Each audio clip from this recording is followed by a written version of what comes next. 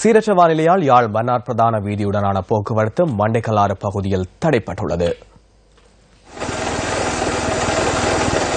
மண்டைக்கல்லாறு வீதியில் சுமார் 4 அடிக்கு மேல் வெள்ளம் பாய்வதால் வாகன போக்குவரத்து முற்றாக பாதிக்கப்பட்டுள்ளதாக கிளிநொச்சி மாவட்ட அரசாங்க அதிபர் சுந்தரம் அருமைநாயகம் தெரிவித்தார்.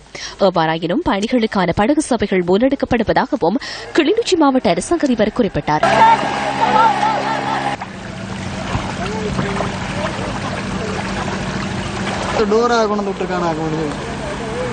இந்த ரூட்டால தான் நாங்கள் பயணங்களை மேற்கொள்கின்றோம். பெரும்பாலான ஆசிரியர்கள் மன்னார் பகுதியின் ஆசிரியர்களும் கிளிநொச்சியினுடைய பூனேரி கோட்டத்தின் தென்புல ஆசிரியர்களும் ஏனைய அரசு உத்தியோகத்தர்களும் இந்த பாதையைத்தான் வளமையாகவே பயன்படுத்தி வருகின்றார்கள். இந்த சூழலில் இவ்வாறான ஒரு வெள்ளப்பெருக்கு ஏற்பட்டிருக்கின்ற இந்த நேரத்தில் இந்த பாலத்தினூடாக பயணத்தை மேற்கொள்ள முடியாது. எங்களுடைய அன்றாட வேலைகளை செய்வதற்கும் கடமைகளுக்கு செல்வதற்கும் மிகவும் தடையாக இருக்கின்றது. அதே நேரம் இந்த பிரதேசத்தினூடாக செல்லுகின்ற மக்கள் தங்களுடைய நாளாந்த காரியங்களை மேற்கொள்வதற்கு மிகவும் இடையூறான சூழலில் காணப்படுகின்றார்கள்.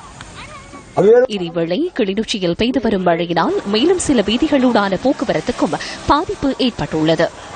முறிகண்டி செல்வபுரம் பகுதியில் வடிகால் அமைக்கும் பணிகள் இடம்பெற்று வரும் நிலையில் மதகுகள் அற்ற பகுதிகளிலூடாக சில வீடுகளுக்குள் வெள்ளம் புகுந்துள்ளது.